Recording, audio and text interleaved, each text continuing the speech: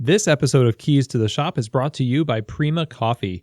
Whether it's espresso machines, manual brewing devices, or general coffee shop needs, they seek to pursue the most innovative coffee products, both domestic and abroad, to offer their customers.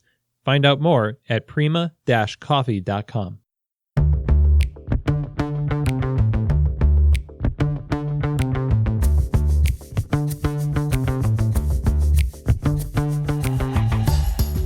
This is Keys to the Shop, episode number 24. Today's guest is Chermelle D. Edwards, the Coffeetographer. Well, hey everybody, and welcome to Keys to the Shop, a podcast dedicated to giving you insights, inspiration, and the tools that you need to grow as a coffee service professional. And my name is Chris DeFirio. I'm your host, and I know today is going to be an inspiring show for you, because we're talking with Chermelle D. Edwards.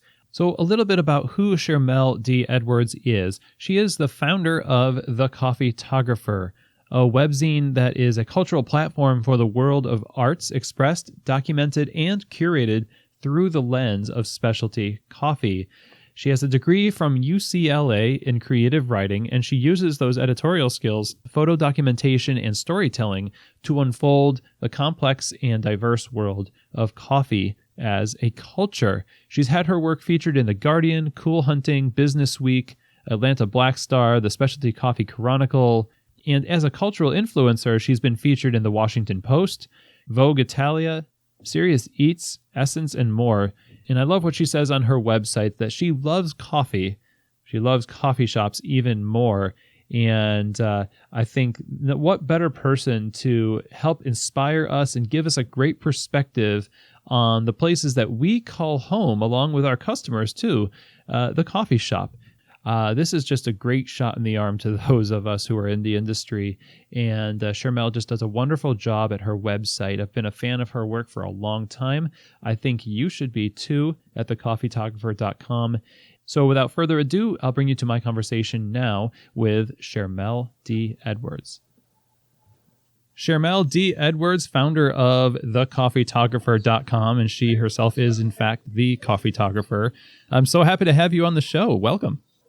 Thank you, Chris. Thank you. Glad to be here.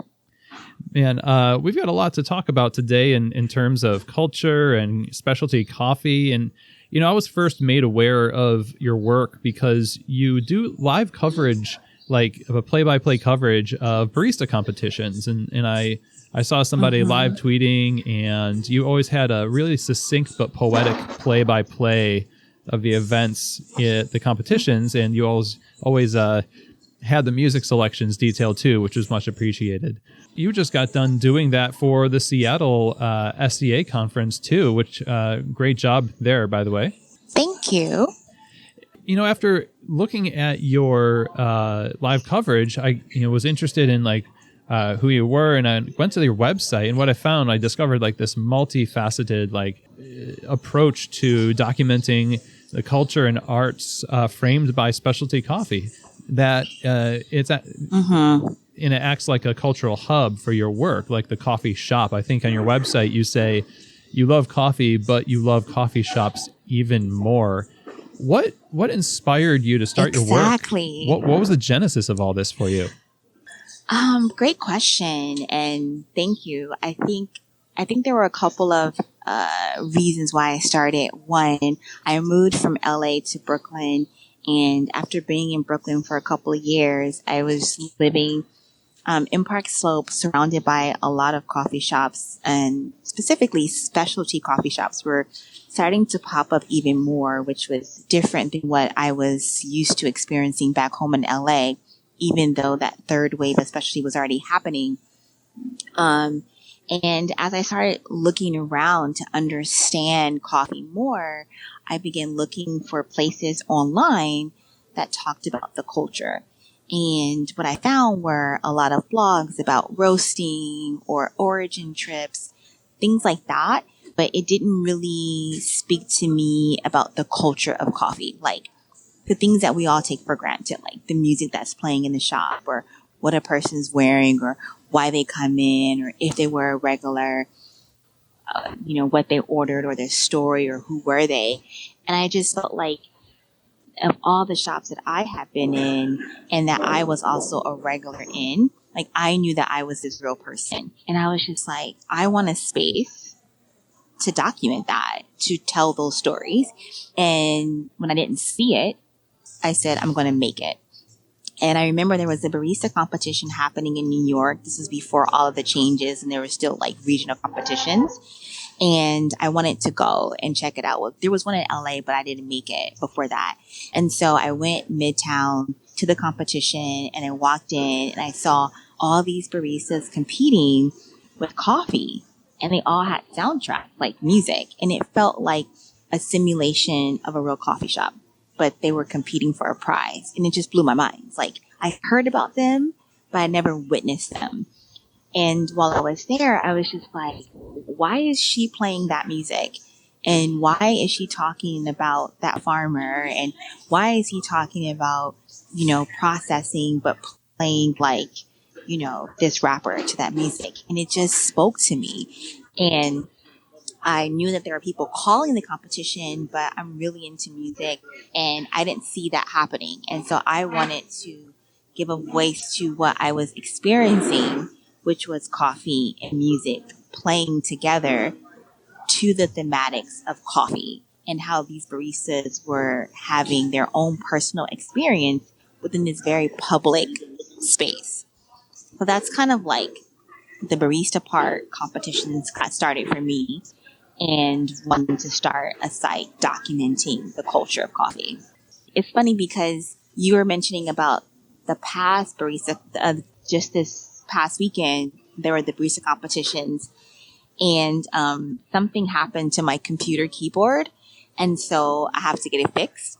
And it's so funny because this was the first barista competition that I called entirely from my phone. Like no one would know that. I know that, but I did it all from my iPhone. Well done. And it was like, it was insane. It was like, I don't think it's like my best coverage yet, but it happened.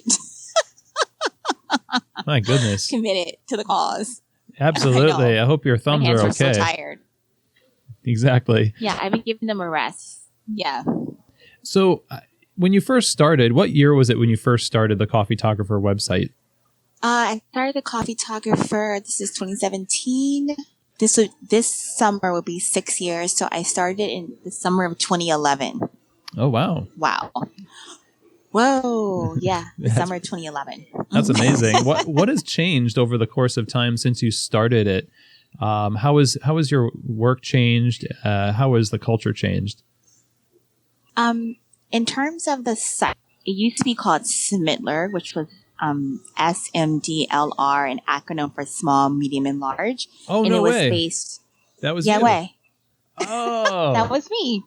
Yeah, that was me. Excellent. Yes, that was me. And Coffeetography was the name that I gave the photography itself because it was about capturing people who are the heart of this revolution of coffee shop culture. Without people, there are no coffee shops. Without people, there isn't a culture. So it's always been about documenting the people first. So when I started Smittler, it was an ode to the traditional sizes of coffee cups, small, medium, and large. And it was like my statement against the spaces who had sizes in between that, the ventis and the whatever else, Yes. And so the idea was to document people first and then fall deeper into the culture. But because I didn't really see anything like what I wanted to do, I was like, kind of let me just go in soft because I wanted to have a voice that was respected. And I knew that I wanted to bring like a journalistic integrity to my work. And so interviews and the arts were a big part of that. And so when I first started, it was just a Tumblr of like people, the coffee shop, and what I felt about them being in the space. So I kind of felt like it was more about like cultural anthropology, like this person, this coffee shop, this moment in time. And then from there, it was moving on to documenting culture from within the spaces, art that was up, music that I heard, visiting coffee shops and roasters. I always talk about Caroline from Cafe Grumpy because she opened up a shop in Park Slope, Brooklyn, across from my house, and invited me to come to visit the roastery. And I didn't really know anything about that at all.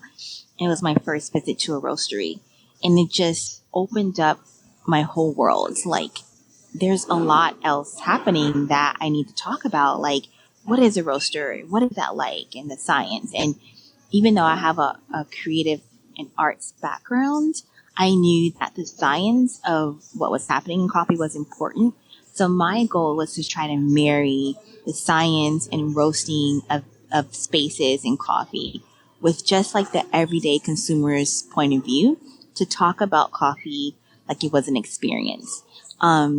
So I didn't really photograph a lot of coffee at first because I was more focused on people. But with the advent of like Instagram and social media becoming more visual, I realized that there was a gap in my documentation that people wanted to see coffee. And in the last year and a half, people want to see me drinking coffee. So the evolution has become other people, coffee shops, the culture of coffee, to coffee itself within the context of coffee. When I travel, what does coffee look like as a culture in those spaces, whether it's Colombia or Morocco or Ecuador or Las Vegas or South by Southwest or Art Basel. Like, I love all those centers and looking at how how coffee is imposed upon that culture to now being all of that and the science and the feeling. Not so much what coffee is it, but what does this coffee feel like for me and what does it look like? Wow. Does that answer the question? Oh, that absolutely answers the question. That's very well said, of course. And I'm just thinking about all that you're describing in the details that go into that one experience that a customer has, even if they're getting it to go, make a big, big difference. All of the details matter. And your exploration of the DNA of an experience is just really fascinating. And I wonder, Thank you. Yeah, I mean, amazing work. And I wonder, out of all the places that you've been, like, what do you look for in terms of a coffee shop? And I know that there's so many different expressions culturally of coffee and community, but do you find that there's any universally enduring values that are just always great to have? I guess my energetic approach to it is that I feel like coffee shops are almost like people. You know how like you meet someone and you're just immediately drawn to them. Sometimes you don't even know why, but there's just this feeling. I believe that one of my gifts is like sense. Like I think my sixth sense is energy. Like when people meet me in person, they feel very home with me and very warm and like they know me for a long time. And I think that adds to my work. And sometimes I'll tweet or about going to a new space and I'll go, oh, I'm nervous because I hope it likes me as much as I want to like it, Nice. So what I'm looking for is more a feeling.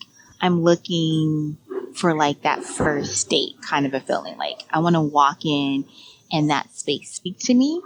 And it's a really challenging thing because we're dealing with an industry right now that has tropes and trends. So some people go, oh, I don't like that space because it feels whitewash or it's all white and steel and the wood and there's certain things that we see all the time. But that's coming from an insider's perspective. Whereas I'm always trying to think about if I was just an everyday person coming for a coffee, how would I feel, And so I'm looking for light. I'm looking for approachability. Like when I first walk into that space, like what am I encountering? Who am I encountering? I'm looking for sound.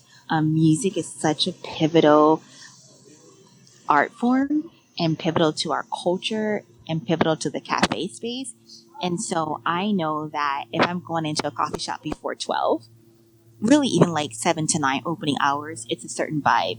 and then 9 to 12 is a different vibe, and then that lunch hour is a different vibe, and then like after 3 is a different vibe. So I'm already conscious of like those ideas.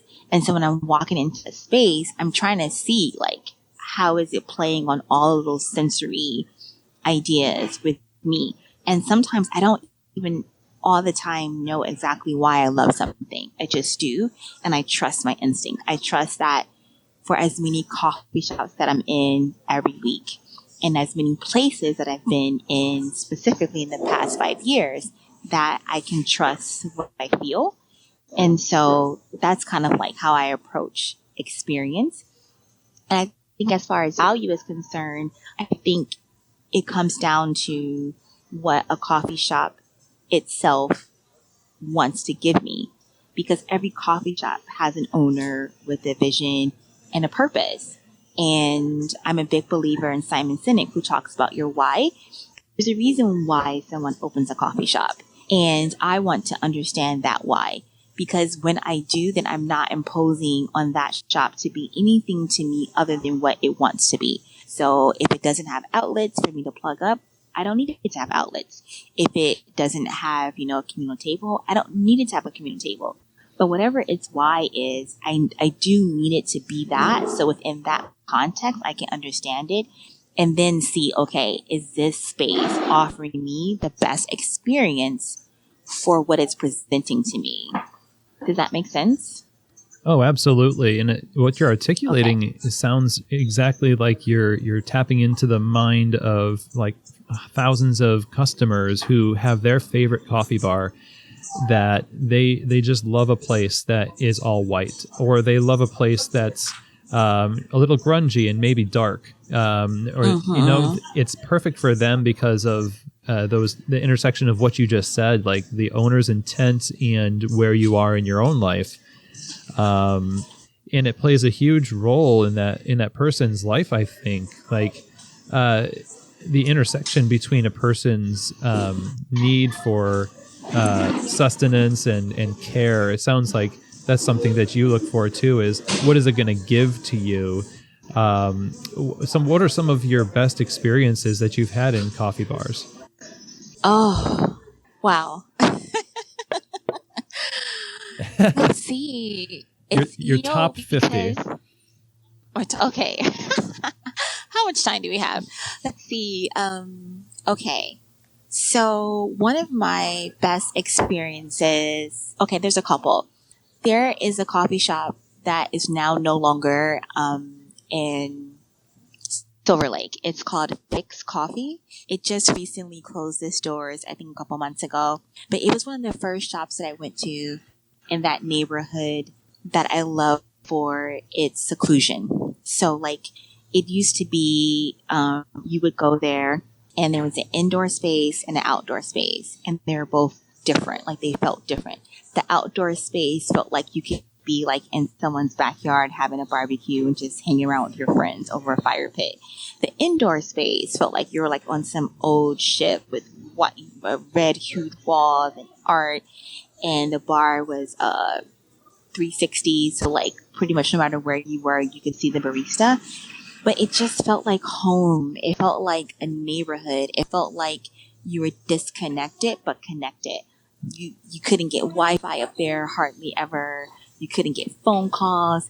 And it was like kind of hipster, I guess you could say. But even beyond that, it was just like the people felt like they were within themselves. Like they weren't trying to be anything. And I think that vibe, that coffee shop attracted that vibe while giving you your fix, I just always loved it for that. It was absolutely like one of my favorite spaces in LA. And I wouldn't tell people that all the time because I was like, how do I have a favorite? Like, I'm not supposed to have a favored, space, but that was one of my favorite spaces. I think one of my favorite experiences in coffee that just kind of like sent me down the water hole of science was Cafe Dimita in Tokyo. It was the first shop that I went to where I just saw all the science, like siphons and specialty drinks. Like you see barista competitions where people are making these exotic things, but where do you go in real life and get that? And now there's more shops that do it. But like 4 years ago, I could go to Little Tokyo and they were doing it and it blew my mind. Rose petal this and burnt marshmallow this and toasted that and like rimming the glass. It was like, oh my God, like this is real. And like Nice. you feel okay being a coffee geek, you know? And I think one of my, I guess, like everyday experiences living in New York is Abrazo. I haven't been to their new space, but it's it's this little hole in the wall where you only can get coffee and milk, and they only do whole milk.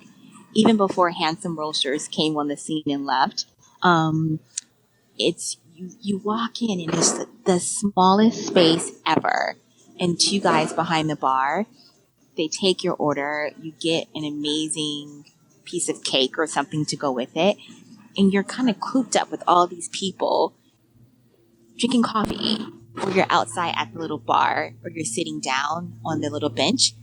And it's like the perfect idea to me of like what I would experience like in Italy or, you know, some Italian town. The epitome of like having a great cup of coffee with people that you don't know, but having this communal experience that goes beyond you. And I loved Abrazo for that. Yeah, so those are some of my, like, between New York, LA, best experiences that I can recall, like, consistently. Nice. I really love Abrazo. I've you know, my time in the city as a barista, you know, way back in the day when, you know, Gimme opened in Lorimer, it was, you know, there wasn't a whole lot back then, but when I came back to the city a few years later and Abrazo was around, it quickly became my favorite spot too, just because of the simplicity of it and the especially the olive oil cake, especially. That's it, the olive oil cake. That piece of cake is like iconic. It's always good. It is always good. Absolutely. And I always wanted to try to make it myself, but I didn't want to like recreate the experience and ruin it. Don't ruin it. Don't ruin it. I'm going to save it for the next time I go or something. But right now, before we go on to the next section, I want to take a break and talk with you about our sponsor, Prima Coffee. Prima is a specialty coffee equipment supplier based out of Louisville, Kentucky. And from the beginning of their company, they've set out to make the best coffee brewing equipment available to the general public. Their focus is on curating the best equipment for every need. That goes from grinders to espresso machines, under-counter fridges, pretty much anything you can think of for your store and brewing needs. They also put a huge emphasis on having the expertise in-house to help their customers get the right gear to fit every situation. And I've known them for a long time. In fact, from the beginning of the company, I use Prima Coffee also at the shop, and I've always been pleased with the quality and the service. And right now, when you go to the website prima-coffee.com, you can use the promo code KEYS10, that's KEYS 10, and that's going to give you $10 off any purchase over $75. Some restrictions do apply. And this is only for people who are listening to Keys to the Shop. So very generous offer from Prima Coffee. If you go to prima-coffee.com, use the promo code KEYS10. Again, that'll give you $10 off of your purchase over $75. And thank you, Prima, for your generosity and your support of Keys to the Shop. So now let's get back to our conversation with Chermelle D. Edwards. When we talk about coffee shops as a third place, there's so many things that happen around coffee shops. They're like the instrument or conduit of culture for a society. And, you know, there's that book, Third Place, or The Great Good Place by Ray Oldenburg, I think. It talks a lot about pubs and coffee shops. And I wonder, how do you see right now specialty coffee intersecting communities and the arts? Oh, wow. That's such, hold on.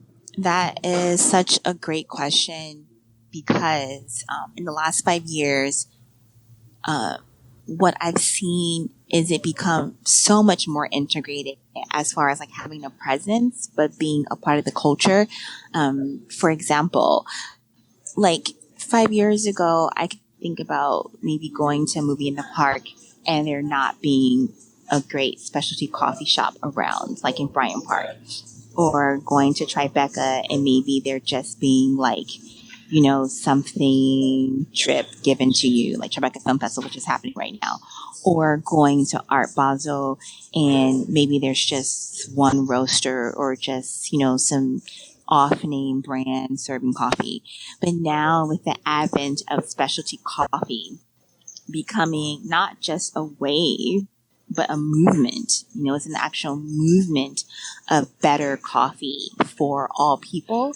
I feel that these purveyors, whether they're independent, roasting at home, are leading the charge of bringing their coffee to art, like to the world, to events. So it's like you can have Coachella, which happened, and you have a Go Get 'em Tiger there. You have a Manati's there. You have Take Flight Coffee popping up at a K-Rock event.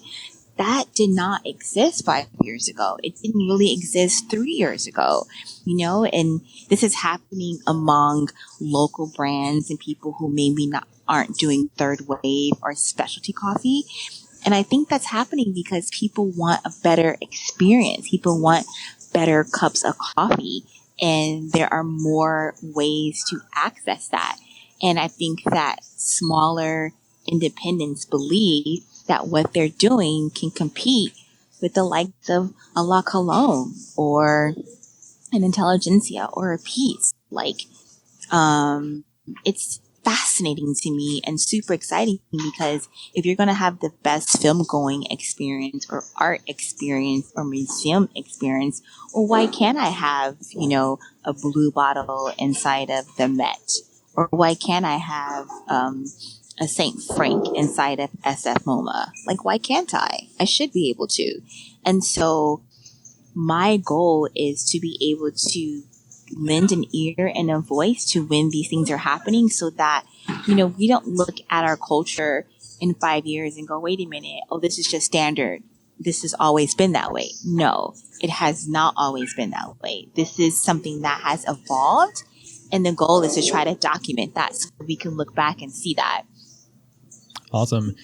Was there a time, do you think, there was kind of a dry spell in terms of when we were expanding as an industry, kind of efficiency and get them in, get them out versus, being a community hub as a place where life happens, where that feel, that palatable, I'm not talking about the coffee, but yeah, coffee too, that palatable feeling of like, this is a part of this community. In some ways, do you feel like that was forgotten for a time and being rediscovered as entrepreneurs start these new businesses? I think rediscovery is always happening, and I think as we grow, then growth requires change. I still feel like sometimes that it's hard to comment on the history of it all because there's so many books that I still want to read and so much that I feel like I don't know. I started my site 5 years ago, but I started reading on coffee culture 7 years ago. And I feel like even though we've been in this third wave for a while, I think there has been the challenge has been for the industry, one, to maintain this third wave of specialty of craft and education and accessibility. That's one part of it. But within that, I think in the last 2 years, what I've seen and experienced and heard and read and saw through coffee competitions is that that third wave is complex because it means nothing if the consumer outside of the industry consumer can't access that level of specialty. If they can't access those feelings to be able to appreciate it, not just once, but as a continual customer. So I feel that we've been going in and out of trying to find a balance between communicating why it's so special and why it should cost what it should cost and why it should be a part of our everyday culture, but at the same time, keep the level of specialty high. And I think that part of what's pushed that is having people experiment with different models of not just coffee, but coffee service.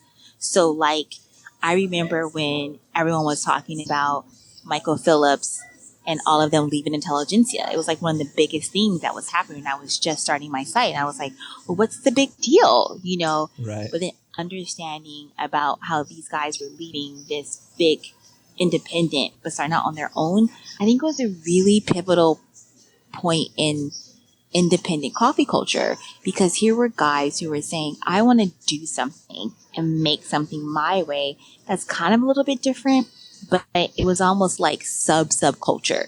Like 9th Street Espresso was doing coffee and milk forever, but here were guys who were like breaking out on their own.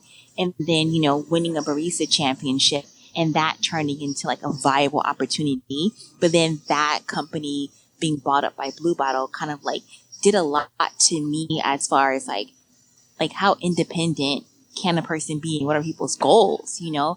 So I don't know if that's a clear enough answer, but I do feel that independents are the heart of specialty coffee, in my opinion, because that's where the daring is and the creativity is and the innovation is, and I'm going to strike out in the world and do my own thing and have a voice. And I think that we're seeing a lot of people, even in competition, who are doing that, but they've been part of something bigger, a bigger company or a bigger chain or some system, and now they're starting something smaller. And I think that that's going to be really interesting to see. I think that they're leading the wave of where coffee is going. Yeah. I hope I answered your question. Oh, absolutely. It makes me want to ask a second question, which is, you know, what I hear you saying about independence, when they're going to these music festivals and they're going to these arts venues, that's where the young people are. And it seems like not only is there a new generation of young entrepreneurs starting their expressions of specialty coffee and reaching out, but also a young customer base. Do you see that to be the case? Totally. I think that there's been so much research, and National Coffee Association has put out really great research on the millennial and, you know, industries like fashion, arts. They look to the millennials as like this next wave of buying demographic, right? They may not necessarily have a lot of money now, depending upon where they are in that spectrum. But I think that the one thing that we have to remember is that, you know, outside of our framework of specialty, whether we're in New York, LA, a coastal city, or, you know, like a Madrid or Paris where the scene has changed, is that what happens in the coffee shop is older than us. You know, it comes from Ethiopia, this idea of making coffee, gathering together and having a ritual. It's very human, and it doesn't really matter what age a person is, they still want human connection. Kids love to hang out. They love to gather. They love to sit. They love to talk. They love to be with one another, you know? And so they flock around things that make them feel welcome. Millennials and the group underneath them are concerned about where they put their money and where they put their dollars. And that if they're going to spend, you know, money on a Supreme hat or a bottle or a cup of coffee or a pair of Tom Browns, they kind of look at it as something that identifies who they are. So where their dollars go is not so much about, I'm buying this. It's more about I'm buying this because it resonates with me. It shows my value system. It shows that I'm cool, or that I know where the best macadamia nut latte is, stuff like that, you know, like, young people are still finding themselves, and they find themselves through experiences. And the thing about a coffee shop is that if your presentation of an experience isn't inclusive, you will not get people. And you especially won't get young people, because they don't care about things being perfect. They care about how you make them feel. And that's all of us. We care about how you make us feel. If I'm older, I can get beyond a great experience if I know it's going to be a good cup of coffee. But a young person, it's about how you make them feel. And they'll tell all their friends they don't feel good about where they are if it's a bad experience. And we can't forget that word of mouth is the most powerful form of social media, hands down. Well, knowing that about the influence that we have on the young people who come into our stores, and kind of like we're creating, the culture helps create customers who are being formed, like their tastes are being formed as they grow. We're creating people who create culture as they grow, hence sort of guaranteeing the sustainability of our industry one cup at a time. What do you think we should be focusing on as an industry right now to help us continue in that right direction by being more inclusive, by being more in touch with the arts and our communities? What are some things that we should be focusing on? Great question.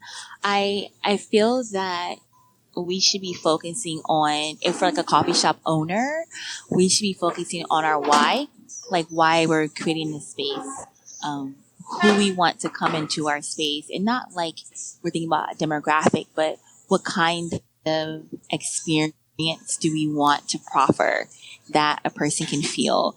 And I don't think that all coffee shops are created equal. I do feel that certain spaces cater to a certain demographic. Maybe they cater to people who are, day workers or freelancers, or other types of industries or activities or habits because of the person. But I do think that we need to think about our why. Like, why are we creating this space? Andrea from Honest Coffee Lab just had a phenomenal presentation this season in barista competition about service and being a coffee shop owner and having employees. And I thought it was just so amazing because I think that hospitality is, if I dare say, the next wave of coffee culture. And I've been researching this for a while because it's how a person feels, how we make people feel from the moment they enter into our home, that third space, that is going to determine if they're going to come back. And I think we have to think about that. And experience comes in a variety of ways. It comes in if there's something on the wall, if it comes in the type of the materials we use for our space, the ceramics that we use to pour our coffee in. It's all of those things, and all of those things involve different aspects of culture. So if we're building a shop that doesn't have an anchor in culture, then it's going to be really hard to, in my opinion, sustain the future customer, because we're not giving them anything to relate to. And I know that our industry is thinking a lot about diversity and inclusivity and ideas like that. And I think that is great. But as a person who comes from a mixed background and grew up with parents who didn't lead with race first, it's been really tough for me to understand, sometimes how I view the world, not as race first, but more as culture and experience first. And that's what speaks to me the deepest. And then I'm looking at, who's behind the counter? And, what kind of art is up? And why do I like those things? So home for me is more of a cultural experience than it is a racial experience. But I can't say that for everyone because they're so different. But I do think that the why, the experience, and culture are the three variables that our industry can look to as to why, not just why a person comes into a coffee shop for coffee, but that they'll come into a coffee shop for an experience through coffee. Absolutely. That I really resonate with what you're saying in terms of the three kind of tenets, the why, the culture, and the experience, because it covers so much ground for so many people.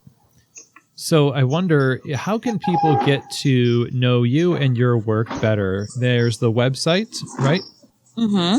The coffeetographer.com, and that's coffee and photographer put together. Is there any other way that people can reach out to you?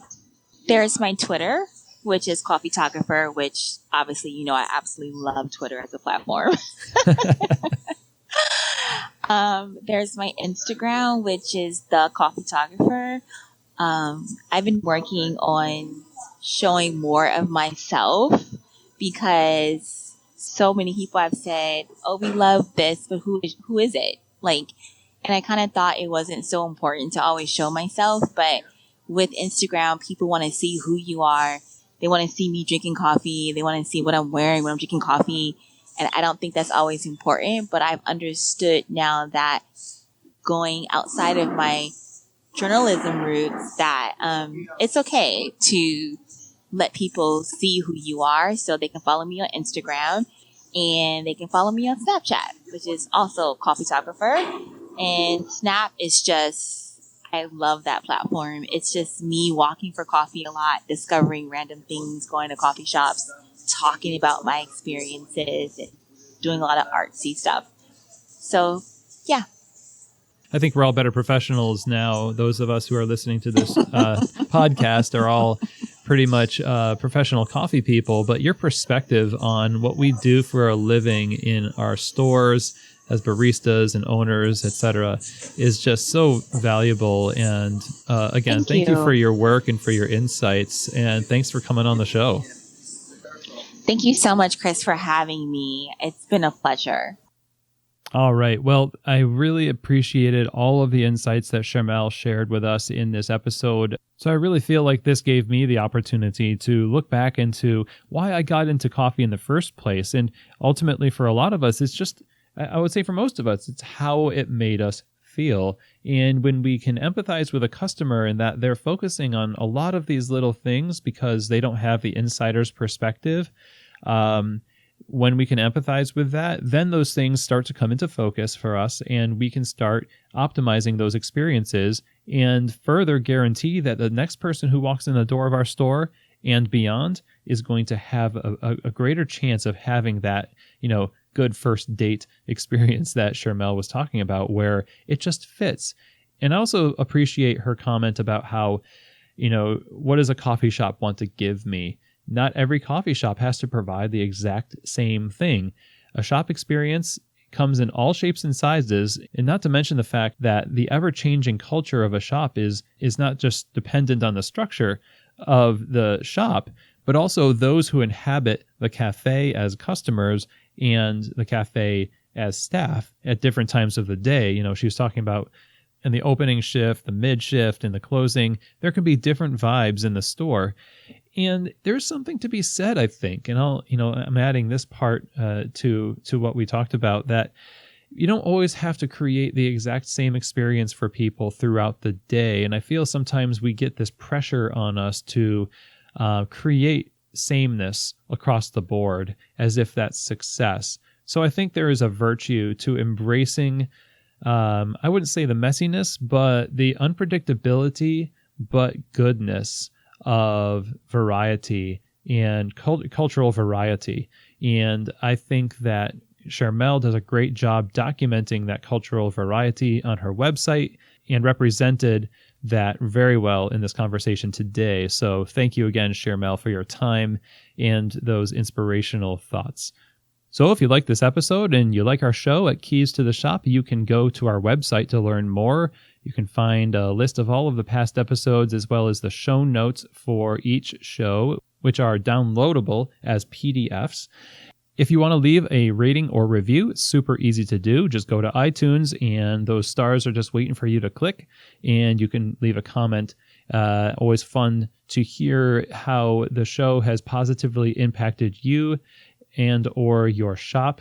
And if you want to reach out to me directly, it's easy. It's just chris@keystotheshop.com. That's an email where I can be easily reached. And I look forward to hearing from you.